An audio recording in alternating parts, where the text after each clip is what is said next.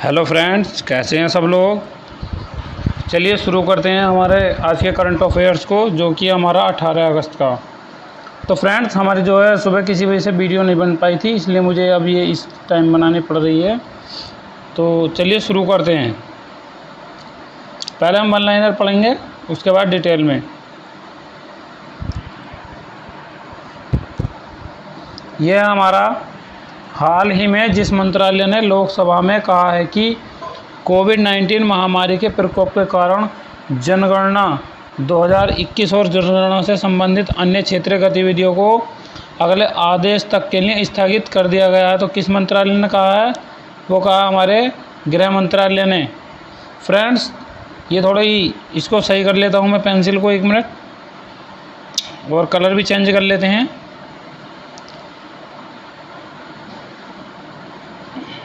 चलिए फ्रेंड्स, तो ये हमारे किसने कहा है? गृह मंत्रालय ने। नेक्स्ट है, जिस राज्य सरकार ने राजीव गांधी ग्रामीण भूमिहीन मजदूर न्याय योजना शुरू की है, वो करी है हमारे छत्तीसगढ़ ने। ठीक है, छत्तीसगढ़ राज्य ने। केंद्रीय कौशल विकास और उद्यमिता राज्य मंत्री राजीव चंद्रशेखर, देखो ये कौन से मंत्री हमारे? केंद्रीय कौशल विकास और उद्यमिता राज्य मंत्री राजीव चंद्रशेखर।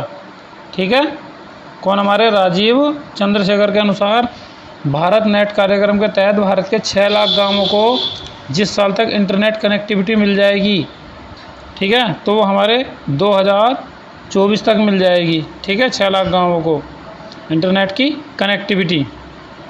नेक्स्ट है, जिस सोशल मीडिया संस्था ने तालिबान और उसके समर्थन करने वाली सभी सामग्री पर प्रतिबंध लगा दिया, तो वो लगाया हमारे फेसबुक ने। ठीक है, किसने लगाया है?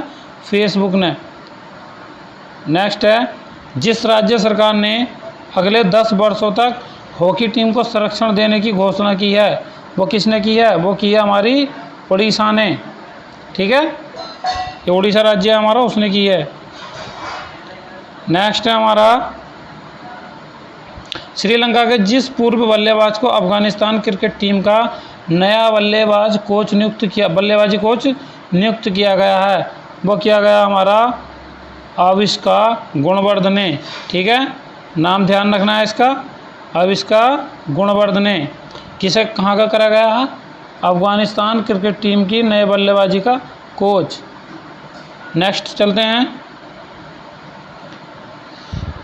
भारतीय रिजर्व बैंक आरबीआई ने सहकारी क्षेत्र के कोऑपरेटिव बैंक रोबो बैंक यानी यूए पर नियामकीय अनुपालन में खामियां बरते जाने को लेकर जितने करोड़ रुपए का जुर्माना लगाया है, तो कितने करोड़ का लगाया फ्रेंड्स? 1 करोड़ रुपए का।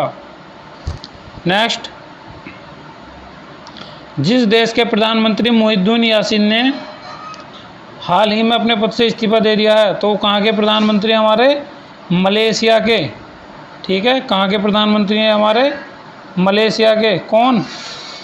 ये हमारे मोहिउद्दीन, क्या नाम है इनका? मोहिउद्दीन, हमारे मलेशिया के प्रधानमंत्री थे। इन्होंने जो अब अपने पद से इस्तीफा दे दिया है। अब आगे कोई ना कोई नए प्रधानमंत्री बनेंगे, तो हम उनके बारे में भी जानेंगे। ये हमारी भारतीय रिजर्व बैंक है, जानते हैं इसके बारे में।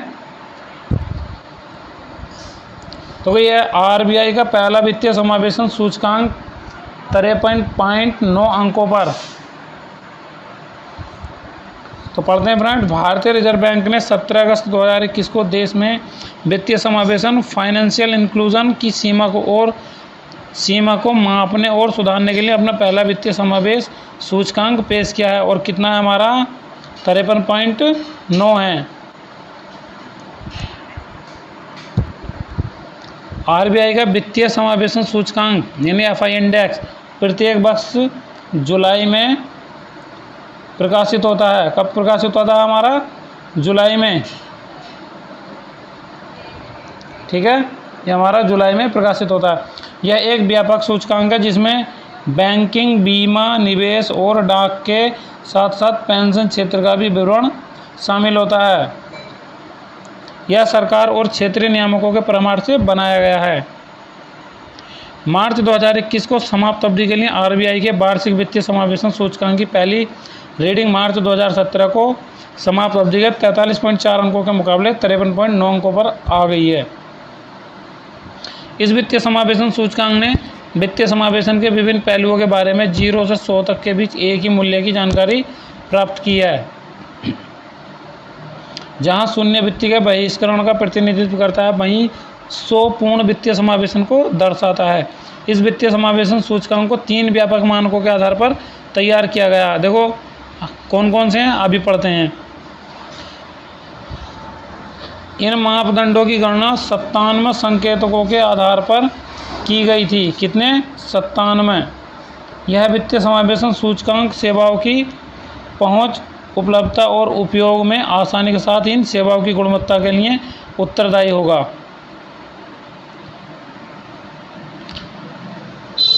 देखिए इनको पहचानिए कौन है, देखते हैं इनको, इनके बारे में पढ़ते हैं।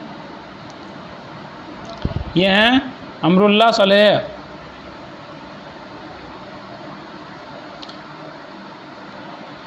अफगानिस्तान के पूर्व राष्ट्रपति।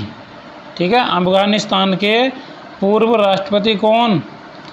अमरुल्लाह सलेह ने खुद को कार्यवाहक राष्ट्रपति घोषित किया।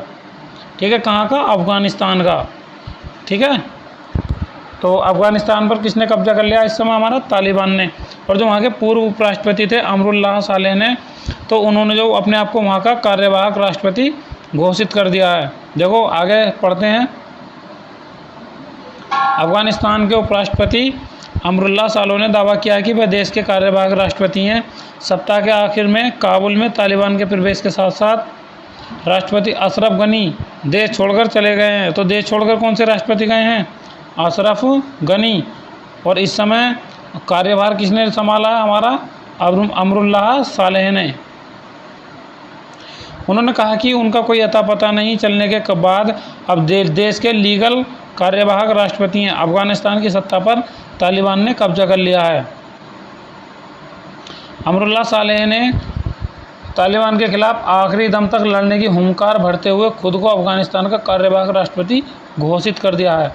अफगानिस्तान के पूर्व राष्ट्रपति अमरुल्लाह सलेह ने एक ट्वीट में कहा कि राष्ट्रपति की अनुपस्थिति, पलायन, इस्तीफा या मृत्यु में उपराष्ट्रपति कार्यवाहक राष्ट्रपति बन सकता है। देखो इनके बारे में जानते हैं। हमारा अलीगढ़ जंक्शन दिया है। देखो इसके नाम में कुछ ना कुछ बदलाव हुआ है, इसके बारे में जानते हैं कि क्या बदलाव हुआ है। देखो अलीगढ़ अब इस नाम से जाना जाएगा। जिला पंचायत बोर्ड बैठक में प्रस्ताव पास हुआ। तो पास कहाँ पर हुआ हमारा? यह हुआ हमारा जिला पंचायत बोर्ड बैठक में। कहाँ पर? जिला पंचायत बोर्ड बैठक में। ठीक है, यह हमारा प्रस्ताव पारित हुआ कि इसका अलीगढ़ का नाम बदला जाएगा। तो पढ़ते हैं इसके बारे में।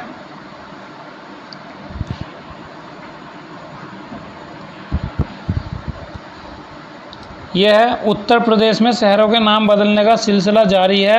अब अलीगढ़ को हरिगढ़ क्या कहा जाएगा?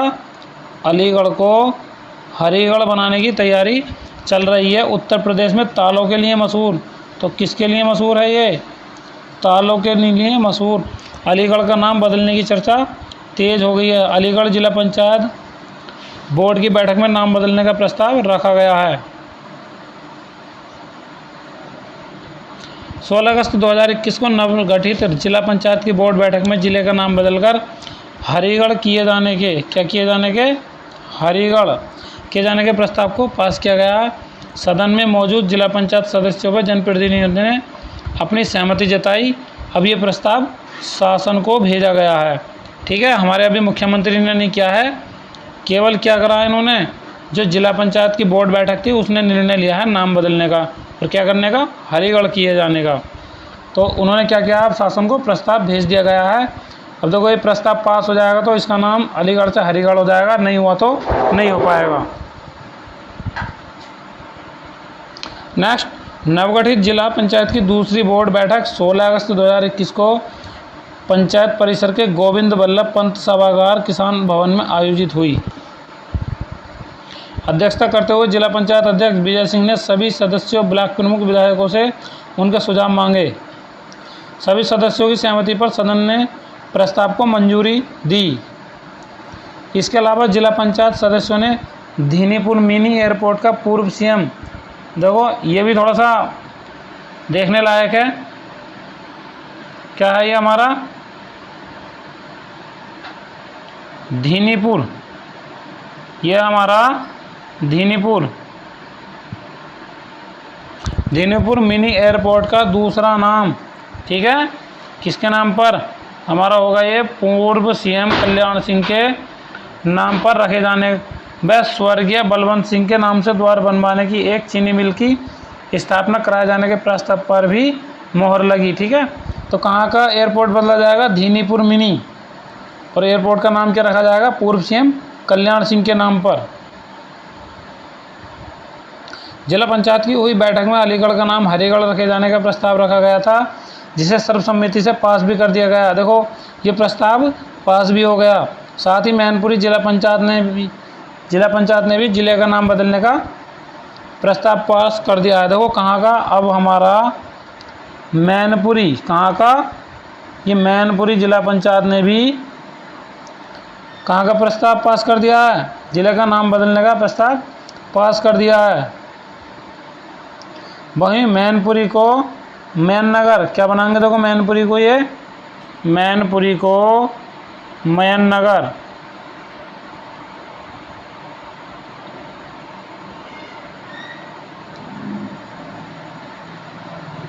किए जाने को लेकर 2 विरोधी और 23 समर्थक थे। अब देखो विरोधी केवल कितने थे हमारे, केवल 2 विरोधी थे। ठीक है, मैनपुरी को मैननगर, तो मैनपुरी का नाम क्या होगा, मैननगर। ठीक है, ध्यान रखना जब भी बदला जाएगा मैनपुरी का नाम मैननगर हो जाएगा। जिला पंचायत की अहम बोर्ड बैठक के 7 प्रस्तावों पर मात्र 3 मिनट में ही मोहर लग गई। सदन ने किसी भी सदस्य ने प्रस्तावों को लेकर सहमति देने में कोई आपत्ति नहीं जताई। देखो इनको पहचानो, कौन है ये हमारे डायनासोर हैं। अब देखो कैसे विलुप्त हुए, कौन इनके लिए जिम्मेदार है, इसके बारे में जानते हैं और क्या होता है। वैज्ञानिकों ने डायनासोर का अंत करने वाले क्षुद्रग्रह की संभावित उत्पत्ति का पता लगाया।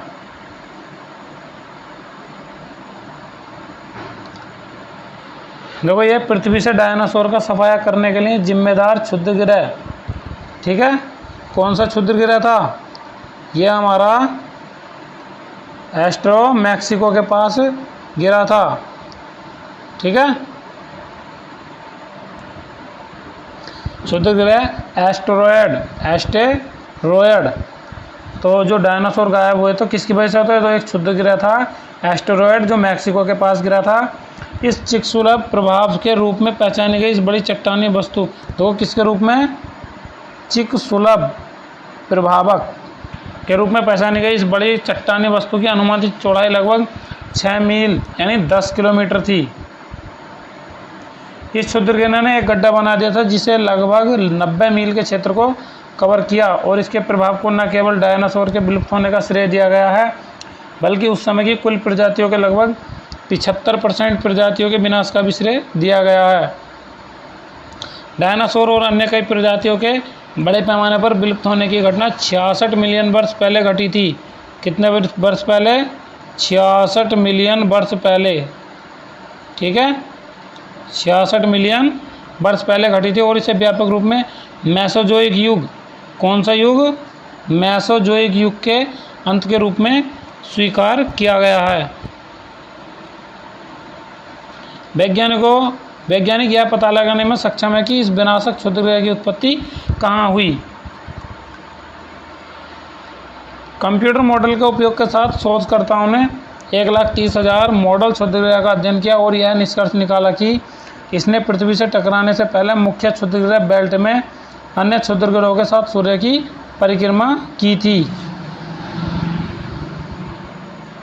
ये हमारे मंत्री हैं, कौन, उड़ीसा के मुख्यमंत्री हैं ये नवीन पटनायक। अब जानते हैं इनके बारे में। उड़ीसा सरकार का बड़ा फैसला, 3.5 करोड़ लोगों को स्मार्ट हेल्थ कार्ड देगी सरकार।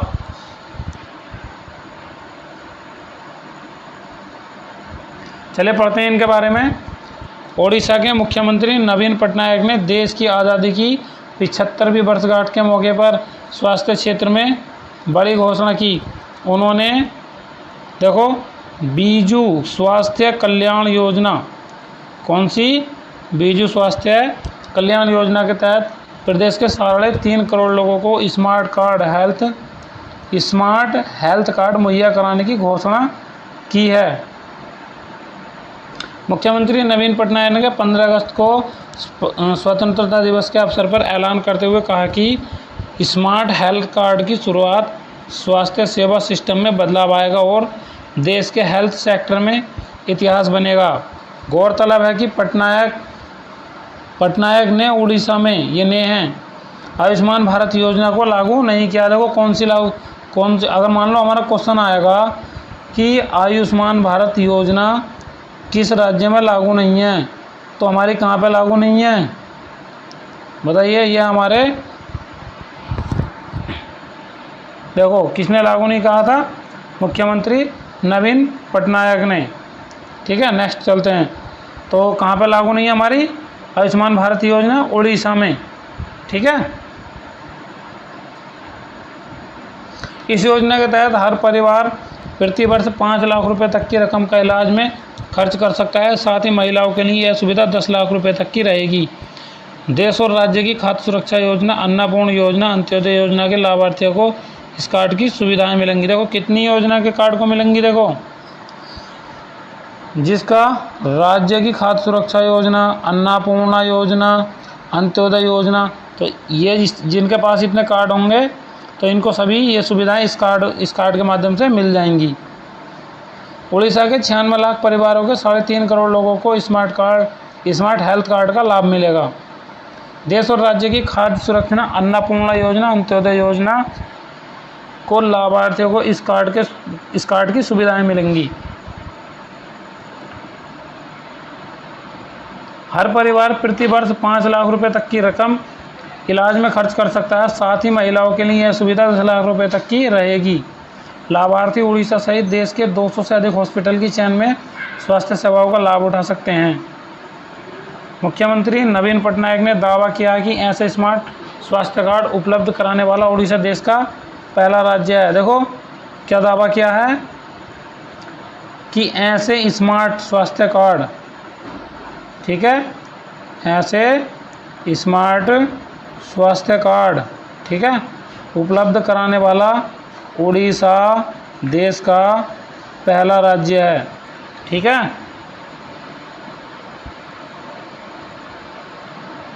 ठीक है, नेक्स्ट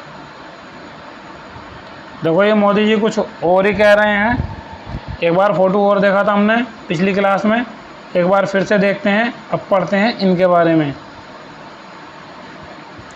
राष्ट्रीय हाइड्रोजन मिशन क्या है, अब जाने इसके बारे में जानेंगे। देखो प्रधानमंत्री नरेंद्र मोदी ने 15 अगस्त 2021 को लाल किले की प्राचीर से नेशनल हाइड्रोजन मिशन की घोषणा की है।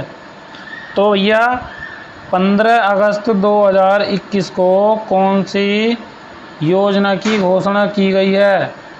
ठीक है, तो ये हमारी की गई है हाइड्रोजन मिशन। कौन सा? National hydrogen mission. ठीक है, तो अगर हमारा क्वेश्चन आए कि 15 अगस्त 2021 को 75वीं वर्षगांठ पर प्रधानमंत्री ने कौन सी योजना को लॉन्च किया है, तो ये आ जाएगी हमारी नेशनल हाइड्रोजन मिशन। इसकी घोषणा की है। इसके जरिए भारत को ग्रीन हाइड्रोजन में भारत को ग्लोबल हब बनाने का टारगेट रखा गया है। प्रधानमंत्री मोदी इसकी बात पहले भी कर चुके हैं और कहा है कि फ्यूचर फ्यूल ग्रीन एनर्जी ही है जिससे भारत को आत्मनिर्भर होने में मदद मिलेगी। बजट 2021 में राष्ट्रीय हाइड्रोजन मिशन का जिक्र किया गया था। हाइड्रोजन फ्यूल के इस्तेमाल से डीजल पेट्रोल का इस्तेमाल घटेगा और इससे कच्चे तेल के आयात पर निर्भरता भी घटेगी। इसका एक बड़ा फ़ायदा ये भी होगा कि प्रदूषण पर लगाम लगाने में मदद मिलेगी। मोदी ने कहा कि ऊर्जा ज़रूरतों को पूरा करने के लिए हर साल 12 लाख करोड़ रुपए से अधिक खर्च देश को करना पड़ता है। प्रधानमंत्री मोदी ने लाल किले की प्राचीर से 75वें स्वतंत्रता दिवस पर राष्ट्र को संबोधित करते हुए कहा कि देश की प्रगति और आत्मनिर्भर बनाने के लिए ऊर्जा के क्षेत्र में आत्मनिर्भर होना अनिवार्य है। उन्होंने कहा कि भारत गैस आधारित अर्थव्यवस्था गन्ने से प्राप्त एथेनॉल को पेट्रोल में मिलाकर, देखो अब नए साइंटिस्ट ने, देखो ये क्या कह रहे हैं,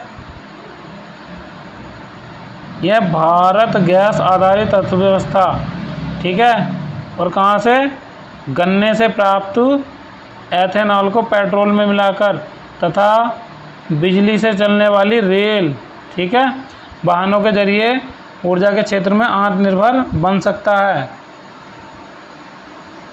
हाइड्रोजन गैस को कॉम्प्रेस्ड नेचुरल गैस में भी मिलाकर इस्तेमाल किया जा सकेगा, ठीक है, हाइड्रोजन गैस को कॉम्प्रेस्ड नेचुरल गैस में भी मिलाकर इस्तेमाल किया जा सकेगा।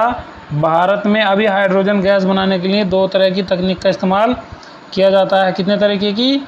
2 तरीके की। पहली तकनीक के तहत पानी का इलेक्ट्रोलिसिस किया जाता है और हाइड्रोजन को अलग किया जाता है। वहीं दूसरा तरीका है कि प्राकृतिक गैस को हाइड्रोजन और कार्बन में तोड़ना। इससे 2 फायदे होते हैं। इससे मिले हाइड्रोजन का इस्तेमाल फ्यूल की तरह किया जाता है और कार्बन का इस्तेमाल स्पेस, एरोस्पेस, ऑटो, पानी के जहाज और इलेक्ट्रॉनिक आइटम बनाने में होता है। भारतीय रेलवे ने नेशनल हाइड्रोजन एनर्जी मिशन के तहत अहम कदम उठाते हुए हाइड्रोजन फ्यूल सेल का इस्तेमाल शुरू किया है। किसका इस्तेमाल शुरू किया? देखो, नेशनल हाइड्रोजन एनर्जी मिशन के तहत हाइड्रोजन फ्यूल सेल का इस्तेमाल शुरू किया है। यह ग्रीन एनर्जी को यूटिलाइज करने का सबसे अच्छा तरीका है जिससे कार्बन डाइऑक्साइड का उत्पादन 0 होता है। बहुत ही कम ऐसे देश हैं जो पावर जनरेशन के इस तरीके का इस्तेमाल कर रहे हैं। अब भारत भी इनमें शामिल हो जाएगा। सो फ्रेंड्स, आज का करंट जीके यहाँ तक ही है। तो आई होप आपको वीडियो पसंद आई होगी। सो थैंक यू फ्रेंड, जय हिंद। और हाँ, हमारे चैनल को लाइक और सब्सक्राइब करना ना भूलें और वीडियो को शेयर ज़रूर करें। कम से कम अगर नहीं भी देखते हो तो वीडियो को शेयर करना सीखो, क्योंकि इसमें हम आपको बहुत कुछ प्रोवाइड करा रहे हैं। आपका भी फ़ायदा हो जाएगा और थोड़ा हमारा भी फ़ायदा हो जाएगा। सो थैंक यू फ्रेंड, जय हिंद।